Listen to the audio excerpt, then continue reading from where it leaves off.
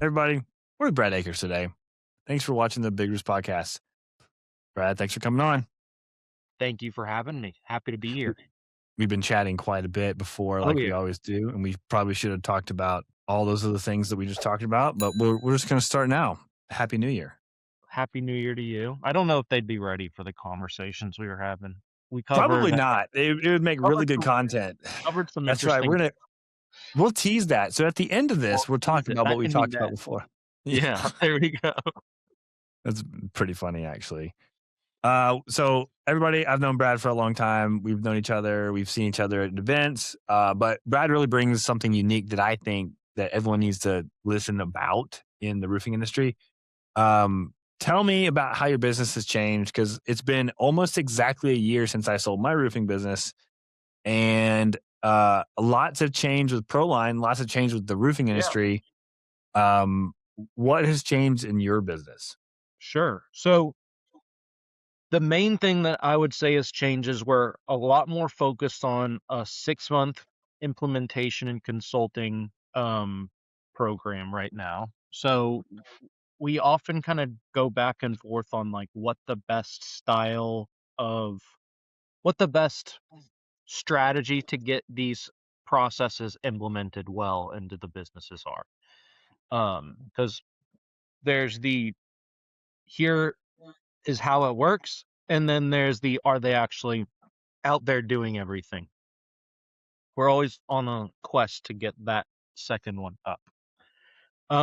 So what I'm focused on right now is like how can we simplify and maximize the actual implementation of the strategies team wide rather than just like making sure that they're known and understood by the owners. And then what else are the companies needing? And part of how I'm really trying to learn that firsthand is I am a partner now in Wabo Roofing. And so that That's true. That's new. I forgot about yeah, that. we That's didn't awesome. even cover that. But I'm a partner there, and so I'm there a couple days a week. I'm involved and kind of interweaved into the day to day of the company, and it's giving me some really quick feedback of like, okay, this is all we need to talk about in this section to these people rather than just giving them all the stuff and like how can we kind of compartmentalize who needs to know what so that we can speed up and maximize like the how well these things get implemented and how effectively they do despite the different types of companies we might be working with. Does that Okay, make this is a bunch of questions. Okay, so okay? Come Wabo on. Roofing, you're in Texas. Wabo, what does Wabo stand for?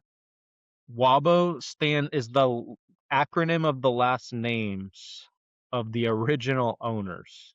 Nice. So it's Wilson Attaway, um, Wilson Attaway, and then oh shoot, I B and forget. O. Who knows? We'll find out. Owen, yeah, and Bradley and Okay, Owen. That's how I forgot. That's funny. nice. All right, so that's actually pretty sweet. I actually forgot that until you said it. I knew that this happened, but I forgot that you're a partner now. So Yeah. you're going to give a pretty unique perspective, and have more of like a real feel of owning a roofing business and helping roofing business owners because you're seeing it in real time Mhm. every single week. That's actually it's a really smart move for you because you're going to have you unique perspective now, Yeah. being involved. Yeah, and and so I've like helped run roofing businesses before, Mhm. and I've worked like really closely with clients as well. Um, what I hadn't done is as these strategies had continued to evolve, I hadn't had the chance to like really see it through within like firsthand, Yep. if that makes sense. And I Yeah. say that that sounds bad, but it's really just like, no, these are like just iterations that I made one piece at a time, and then I Yep. combine them knowing theoretically that if you can organize these things in the right way, that they should all add to the bigger goal. But I hadn't necessarily been able to like see, okay, what happens what happens like a couple months after they initially like had the strategies roll out. And like I could check in and they're like, "Oh yeah, it's going great." Or like, "Yeah, everything's good." But like how much of that is being retained? How much of it has been spun into a new strategy?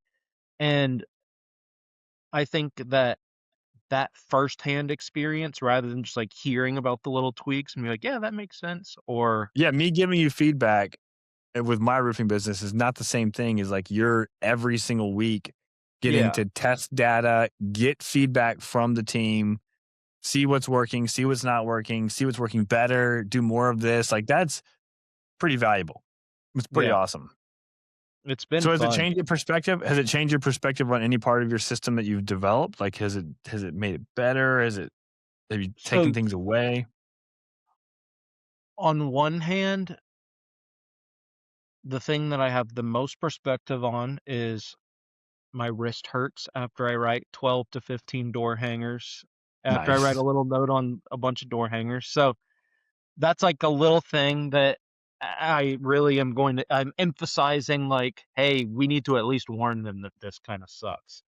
Um, That's great though. That's actually those like little that details tiny really little it matters. oh, I know. And like that's the type of detail that I like was missing honestly or like and like maybe I knew conceptually, but and then outside of that, I have more conviction that it works, but more conviction that it feels like a lot for the person doing it. So like Yep. if that makes sense. So like if someone is expecting if this isn't just like part of your day-to-day routine, it's going to feel a lot more clunky than it really is, if Yeah. that makes sense. So, like, Yeah. you show up to an inspection, you put the door hangers out, you put the little notes on, you do the inspection, the deal's gonna close or it's not gonna close, whatever it is, and then you go talk to and then you go see who grabbed the door hanger and you go try to have a conversation with those people.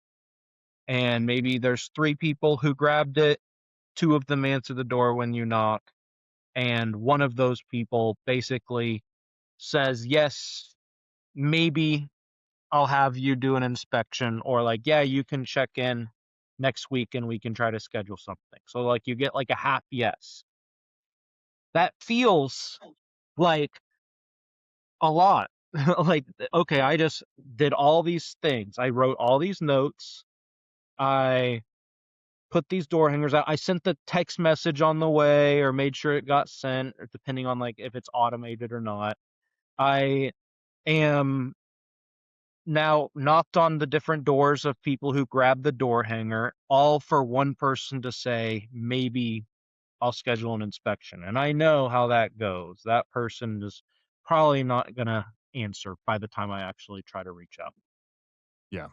That situation feels like, okay, that was a lot of work for that one little thing. If you look at it in the other way, though, okay, if every 3 inspections I run, that happens, and maybe one of those 3 actually schedule the inspection, then that alone is a 33% increase in the amount of appointments we're running. Yep. And that's like a really bad scenario that like isn't not ideal. Like that would not be a good situation. If that's what you were reporting to me you were experiencing, I'd be unhappy. With that said, that's just on the inspections. Then we add in the build day, more activity, more like if you're just looking at what am I doing today, all these door hangers, I'm showing up, I'm hanging out, I'm talking to these people. I got one inspection after all this amount of time. I got one maybe. So like it continues to like feel like, oh, maybe this isn't really working that well. Even though if you actually look at it from like a data perspective, it's like huge bumps and opportunity. And it's not just like okay leads, it's like much better leads.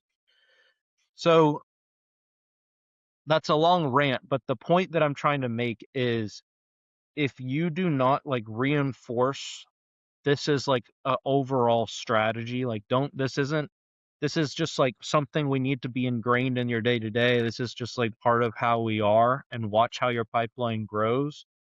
Early on, it does not feel very easy and it doesn't feel very effective, even if by the numbers it is. So, Yep. like, you run 3 inspections, you get 1 inspection, and that's actually 33% increase in inspections. Like, that's good, but that might have felt like a lot of work to get a 33% increase only. But a 33% increase in your inspections, if your closing rate stays the same, is a 33% increase in sales. So Yep. it's like it all it can pretty effectively like grow. And if you have a bunch of salespeople doing that, then it's wild. But just starting it before you've really started experiencing like the inbound, like the consistent inbound calls that are coming in, and before you start realizing, okay, this is why my phone's always ringing, when you're just getting it going, it feels like underwhelming and like kind of clunky for just like a somewhat low amount back, unless you just get lucky. So that's, I Yep. think, the thing that I've like realized is like the owners and everyone knows that inherently like could happen, but like experiencing it, I think, is different. And I think it's important for me to talk to the owners and also talk to the teams that I'm working with about data versus feelings as we're getting it off the ground. Yep. That's a huge thing. So correct me. I'll do my best to interpret when I talk about Brad to other people that I'm talking, like, you need to get with Brad Akers because of these things. What you really helped me identify last year, or the year before last, was the customer acquisition cost was super high. And you Hmm. talked about that from paying an agency, a marketing agency, management fee, ad spend, doing the nitty-gritty math that people don't really understand. We need to continue to expose this of, if you're a contractor and you feel like, why don't I have any money? I'm selling jobs. Why don't I have any money? I had this amazing marketing agency. I'm spending money on ads. Why don't I have any money? If you keep feeling that, it's because your customer acquisition cost, your CAC, is too high for most companies. It's just too high. And it's well over $1,000, $1,600 just to acquire one customer with a pretty good close rate. Like, it's our close rate was nearing 40%, 38 to 40% usually, and our acquisition cost was way too high. We didn't even have any marketing agency we were paying. So I'm saying that because we've said it before on other podcasts, but I think people need to understand the Yeah. value that the fact that you owned the agency and you did the math and you saw the actual customer acquisition costs. There are other ways to acquire customers. Door Yeah. knocking is effective, but the things that you incorrect. This is what I want you to correct me with. The things that we did in our roofing business because of you made those sales activities way more effective. So you give framework. This is like the 30,000-foot view. You give things to do and tools to do it with on inspection, on build day. What was the other? And Or like a post-build inspection then or after, then referral. after the inspection, we Might did be a different we idea. did more sales activity because roofing is a physical thing. You have to be physically somewhere. And without spending money on just throwing ads into a neighborhood, you can actually do things you're already driving there. You're already doing service, home service. Make that impact more meaningful for your business and get the phone ringing. That's what I see the value of Yeah. understanding your numbers, but also giving real sales activity that really work. And, you know, how many times a week do we see who's got the best leads? How do you get leads? Like call center, door knocking, pay for all this stuff, PPC. Like, you want leads, you want new business. Neighborhood domination is a huge thing that kind of gets thrown around, but like that's something that changed my perspective as an owner. Yeah. And so I think people just need to know that. They need to know, like, this is what you do. you provide activities for people, for sales reps. And if you're a sales rep watching this, or an owner or a sales manager, you're like, this will take some of that frustration away because of the sales activities that you're doing to increase the efficiency Yeah. and the number of sales, the quantity as well. So Yeah. I know that we've said that before, but I think that is that And pretty it accurate? really is like it's about efficiency at like the end of the day is like what does a truly efficient sales and production process look like? What does an efficient marketing campaign look like? Well, an efficient marketing campaign, as I was looking at the numbers and digging in, and I knew the math, I knew what it cost to run a roofing company, and I know that now. I know what it costs to generate leads. I know what commission rates are, and I know how all these things stack up. And like the math doesn't really make as much sense as it is portrayed. So, a lot of the time, the most simple way I could look at it is someone says, you spend 10,000 a month on marketing, and if you, as long as you close 3 or 4 jobs, you've made money back. And the thing is, that's just not actually true. Even if in gross profit you did, which is like, okay, my $10,000 job had 30% margin, which was $3,000. If that was the case, so like say you did 4 jobs and that's $12,000. So yeah, you made your money back in gross, but then you had commission to pay out. Then you were paying the management fee, which I don't, it might have been included in that $10,000, but if it wasn't, then that's going to be cut out. Then you had just the miscellaneous cost per job. Like there's a lot of little things that come up. And what I realize is that doesn't actually work like people advertise that it works. And so as an agency, you think, what are the levers that you have to make it work? One of them is to spend more money on marketing, disperse the management fee, but that's essentially like saying, okay, you are in Vegas and you lost your money pretty quickly at the blackjack table, but that was mostly because you didn't have enough money to play with. So like the math didn't really work to where like this 49% winning percentage, you didn't really give it enough chance to play out to actually like see the big gains that you could get. That's conversation works on a gambler, and then that gambler still is going to blame you for that conversation, but it doesn't work on someone who is conservative and trying to be smart with their business. And so knowing that, I thought like, well, what's like this is true. This is fact. The cost per acquisition is high. Cost per lead, cost per shown appointment, um, like cancellations affect things, all that stuff. And the main thing that we want to look at is like, what does an efficient process look like to bring in new customers at the highest profit possible? And rather than adding in and charging more per customer, which would be great, but also is like only something that's like kind of capped a little bit by market reality. Instead of changing your pay structure for your salespeople, instead of doing a lot of those things as like the first place you look, or trying to get cheaper leads, which is not usually going to be anything about like they're not more valuable leads, they're just cheaper. All the things you could chase over here are going to end up really just keeping you in the same spot over and over and over again, like a hamster wheel.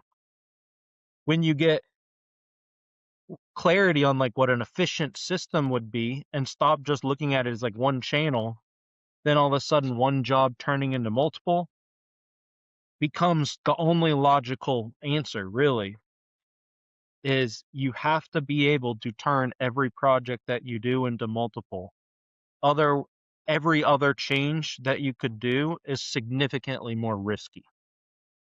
They could work, but it's so much less risky to develop a system to where every inspection you have a set of actions that you have your team doing and that they're trained on and that maybe the company's doing as well, kind of one full front assault to potentially turn that one inspection into multiple with the neighbors on build day.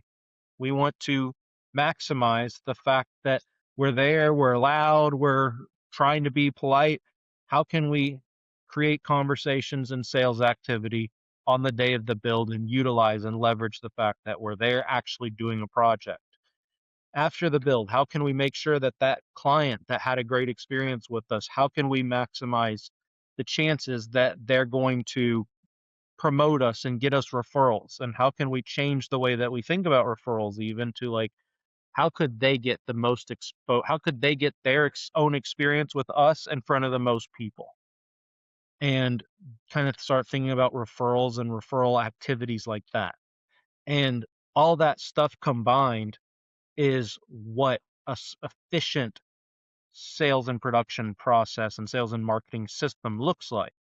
But no one can sell you that as like some done for you service, unfortunately. Like you have to do it yourself. Like you have to be able to do part of these things. So that's part of why everyone wants to be like, no, no, no, like it's a new SEO strategy. No, no, no, it's Google Ads. They want to help you solve one individual problem when that one problem leads usually is not actually the issue that's making it so your business isn't growing. It's the fact that your system as a whole isn't set up to make any big strategy and big push profitable.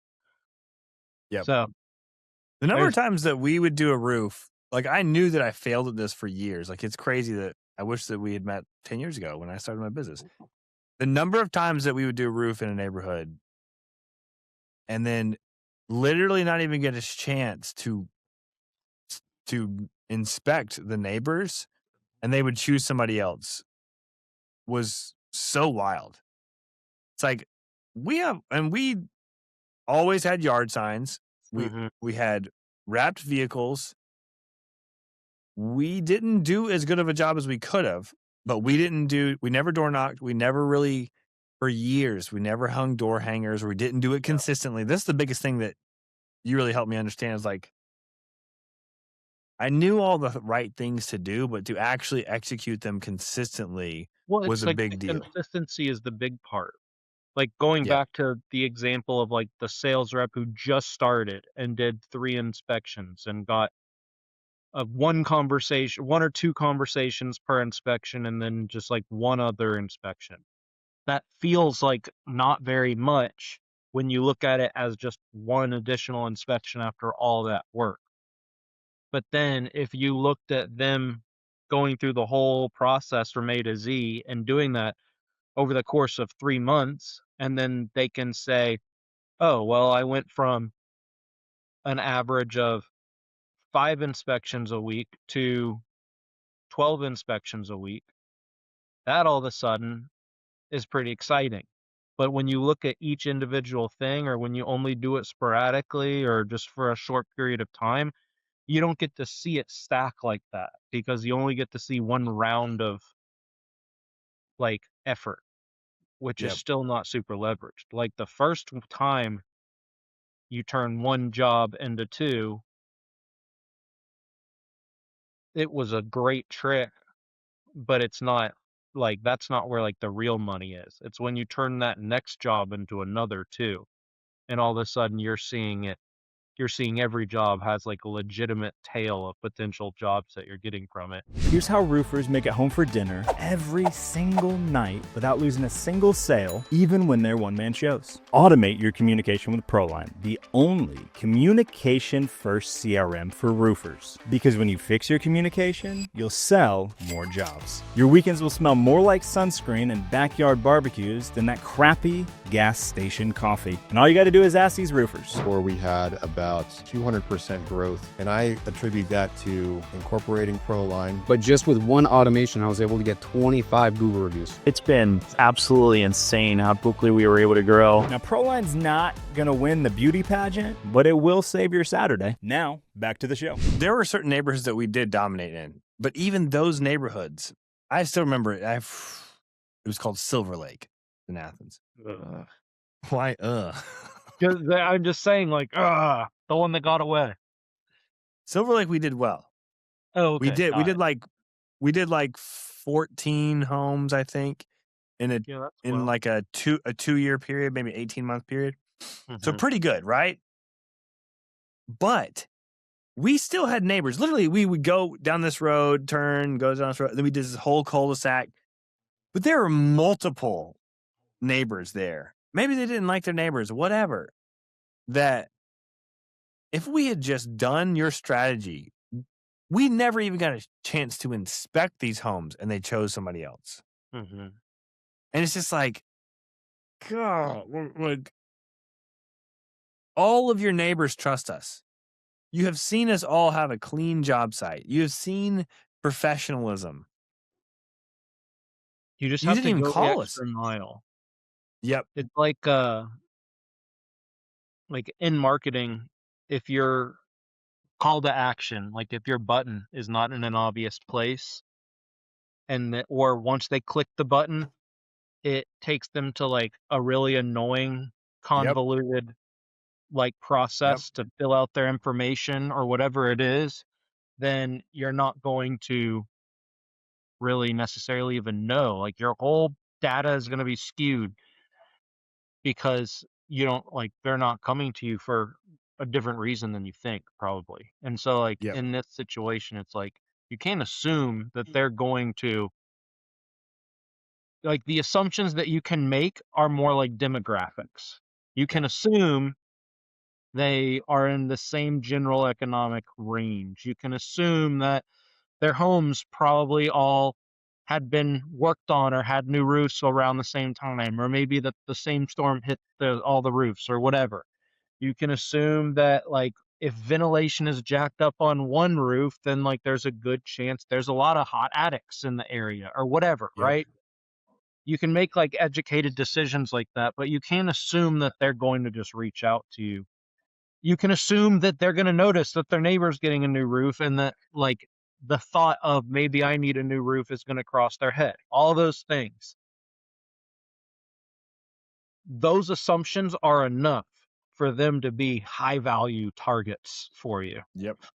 And You don't I love this assumption thing. This is actually really great because in general, not to plug what we do at ProLine, but like it is the same concept. We are business owners. We think and we assume that because we think about our business every second of every day, that all of these people around us are also thinking about our business too. The assumption that that is true is that is the fall of most marketing strategies. Is that of course though, like I have a yard sign out there and I was consistent branding, clear branding, phone number there, phone number on the truck. Like guys are wearing hoodies all the same, phone number there. Like, yeah, of course they'll call us. You can't assume. I love what you're saying right now because you cannot assume. You cannot overly communicate.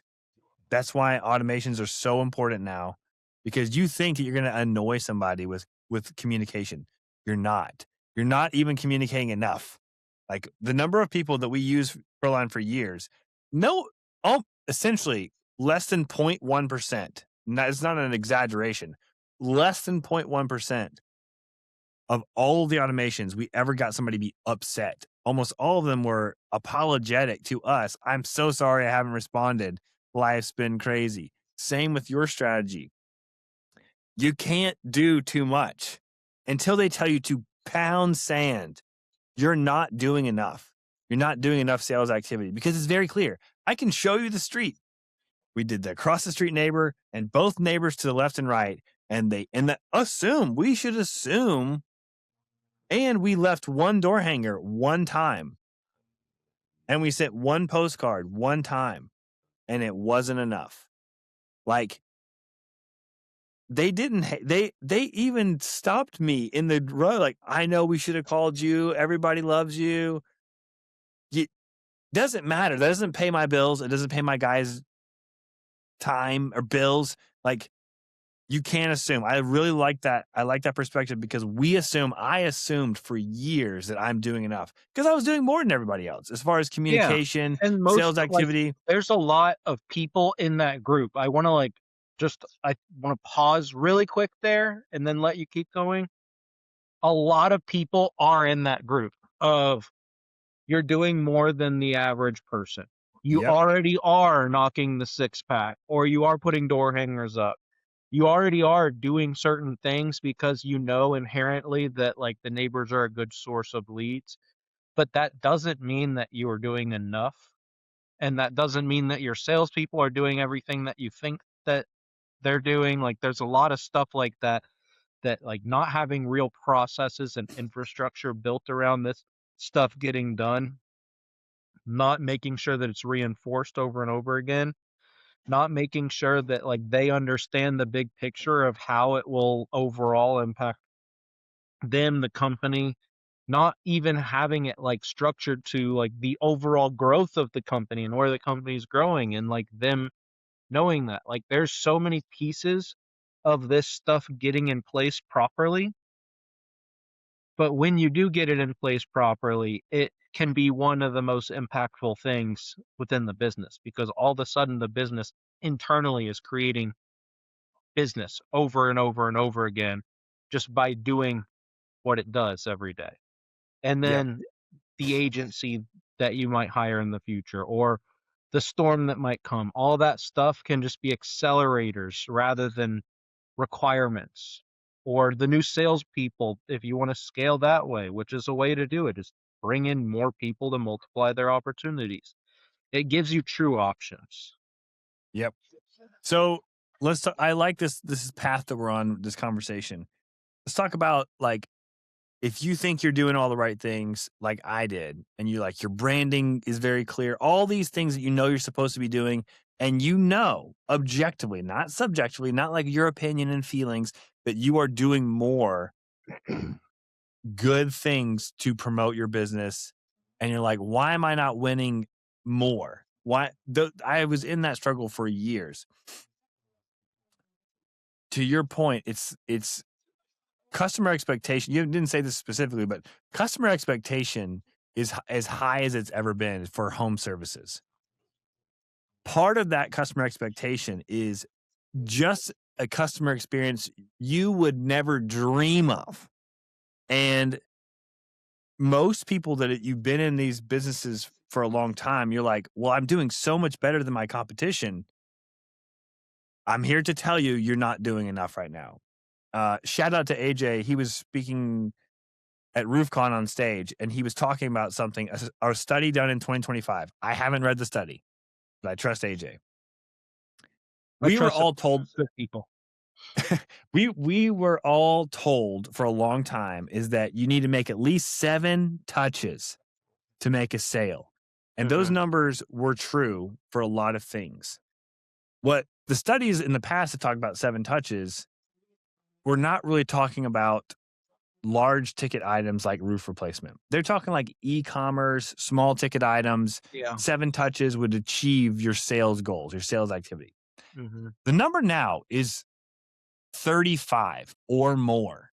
Wow. And that can be text message, email, AI agent, phone call, door hanger, yard sign, postcard, all these things. That is not even a crazy number. You can achieve that very efficiently without having to do a bunch of manual work. We have so much technology now to help with automations. Most of those things I just said can be completely automated. What you teach is more boots on the ground. There's a lot of that that's actually really effective too. We have to just reach that goal of 35 touches. And I'm speaking out of real experience where we would sell jobs 12, 14, 16, 17 months later, and they had way more than 35 touches.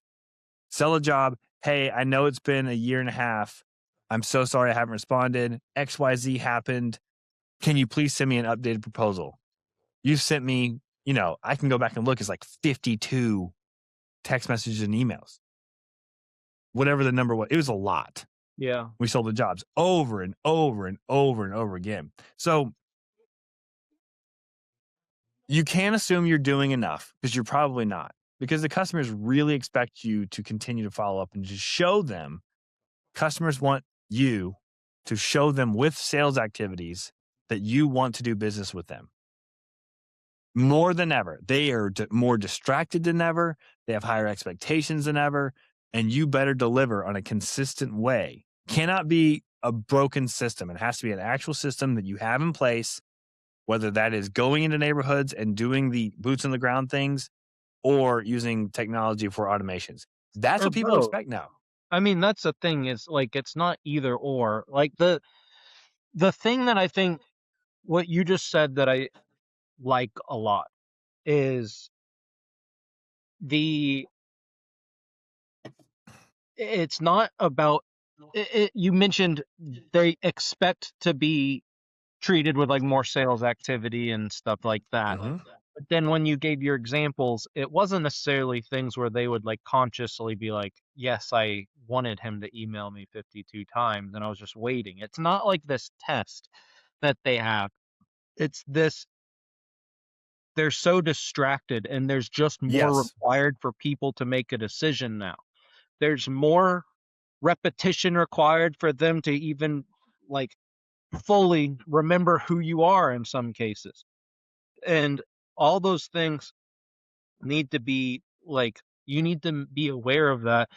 And if you change what you're doing every few months, and if you don't have your strategy and allow it time to really stack, whether it is the follow-up automations after a proposal or the I'm not ready to file a claim right now, but I might be next storm, that you have ready to click a button and have it reach out to them right after a storm happens.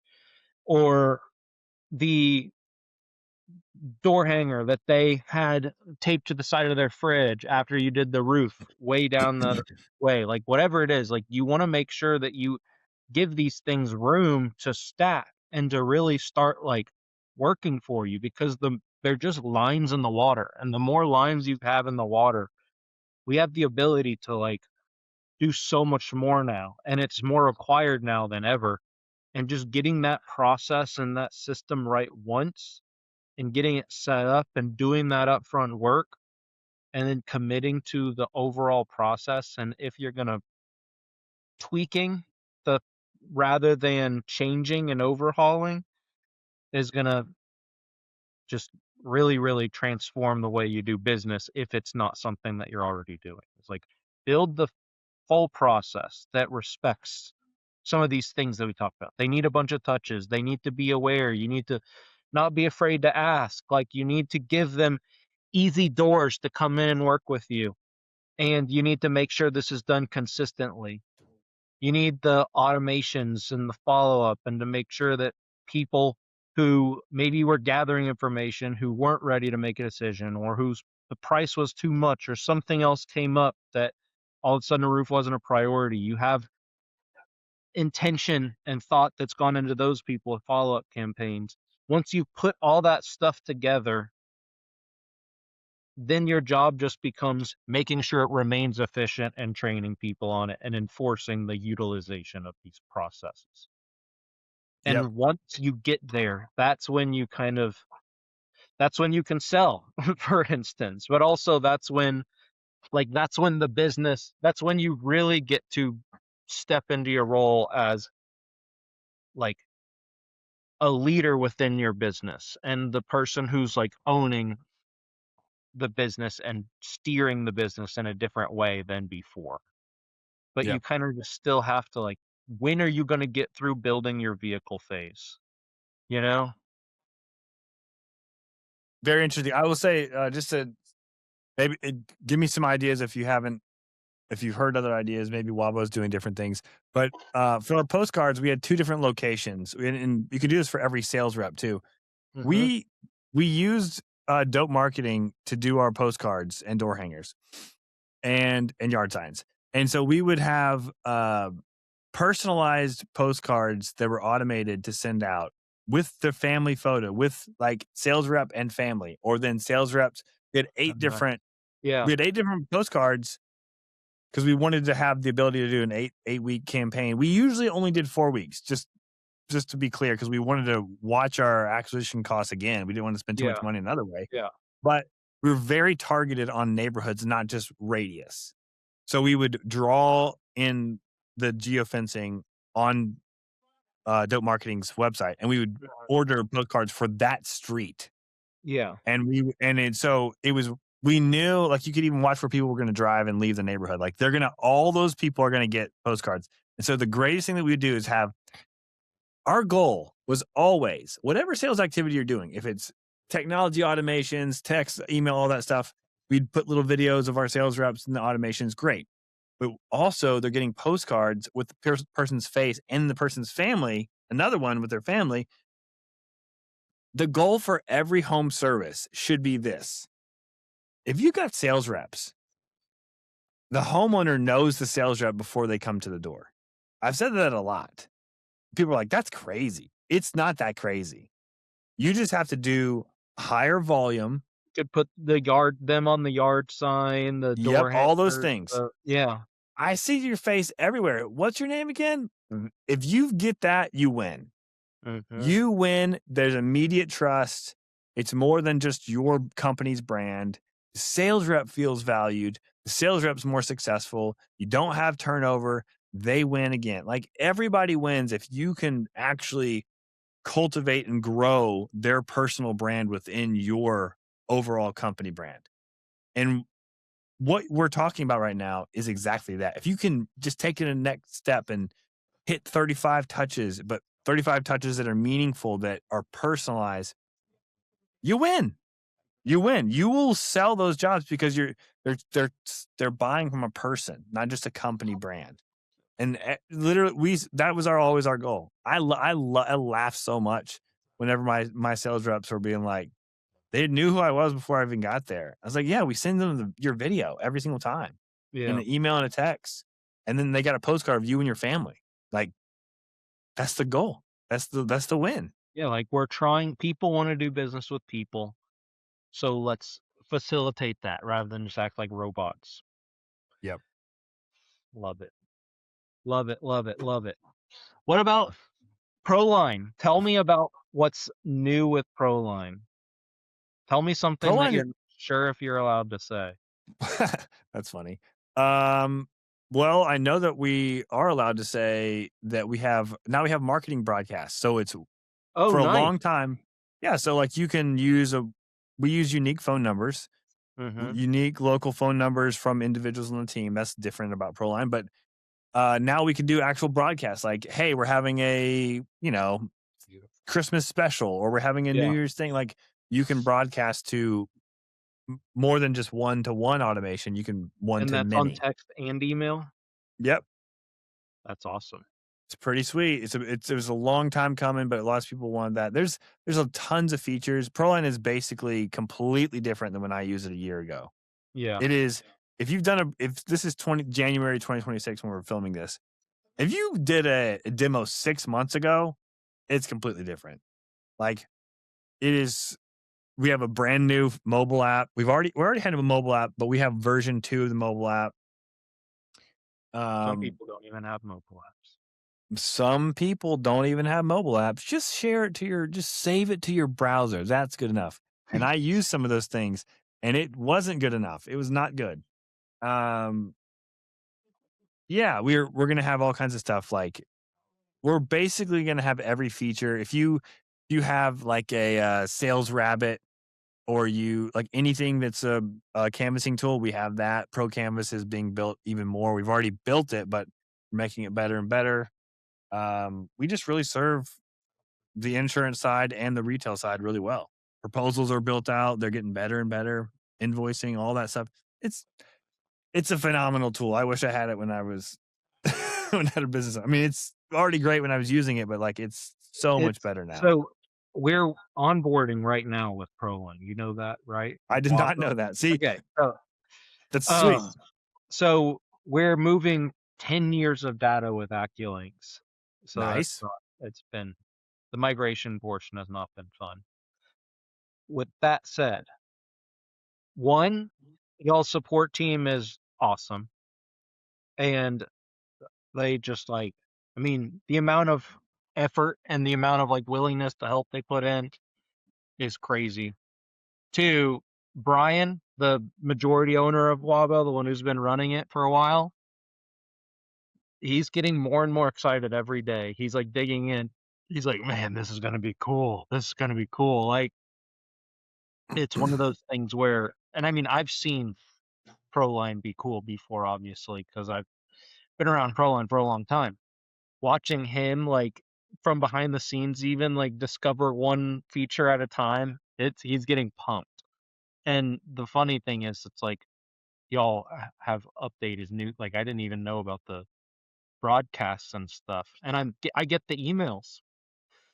We honestly we have a problem because we update our software so much that like literally our team, including me, doesn't even know. Like one time we did a thing because I meet with the customer support team Yeah, and appreciate your kind words because we have actually intentionally built our company.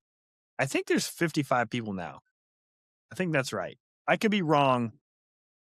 It was 48 last month. We may have, I know we have more, but the difference between what we do and what a lot of other software companies do is that we intentionally have, it's either a 1-to-4 or 1-to-5 ratio of sales rep to customer support. Mhm. So you're going to have account managers. They're going to go through a process. They're going to help you. Like we have one-man shows and then huge franchises.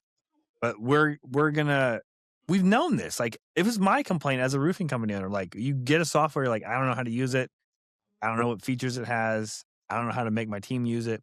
And for you, you're all about implementing processes and systems. We have to do that with software too. So Yeah, I love that. I love that you just told me in real time that you guys are going over the ProLine. I had no idea.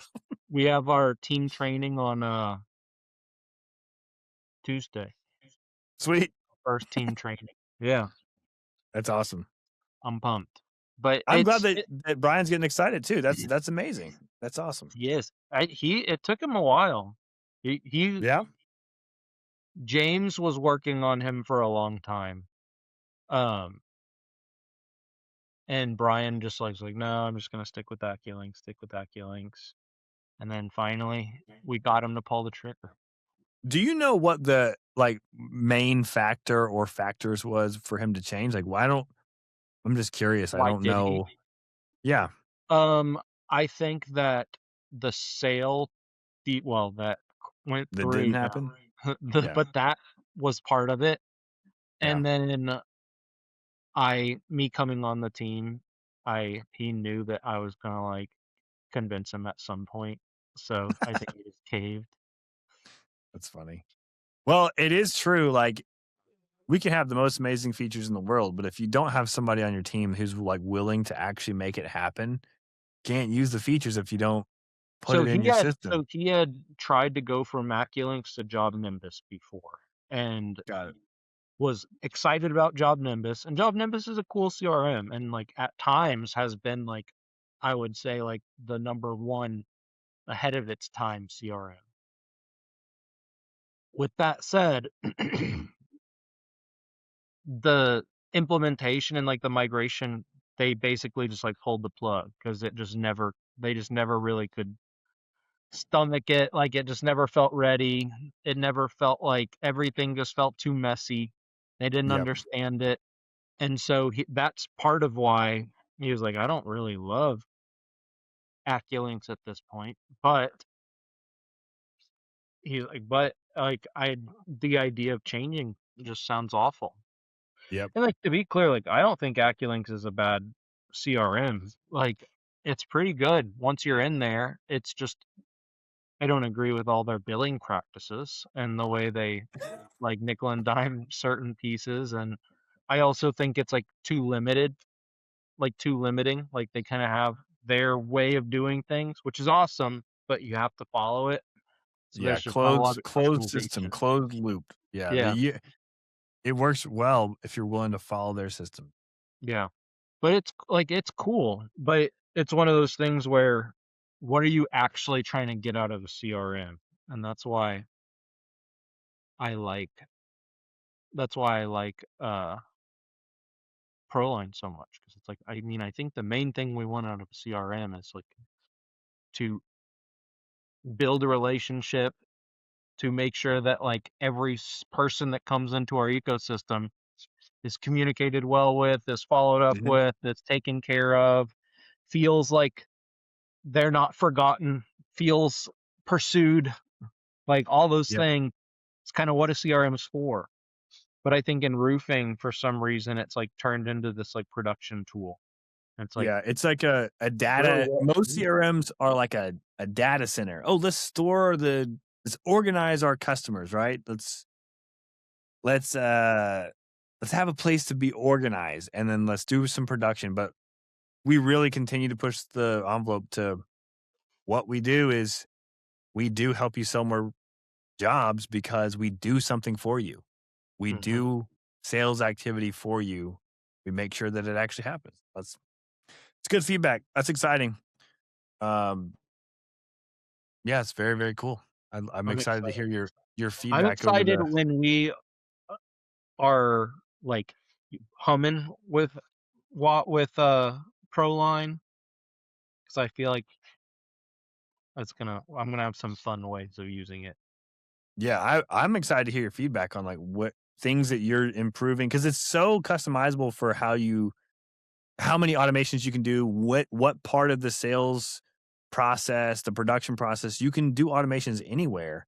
Yeah. And I'm excited to see what you do to see like, hey, maybe we could do this, this, and this, and probably gonna be like, hey, Brad, what do you do?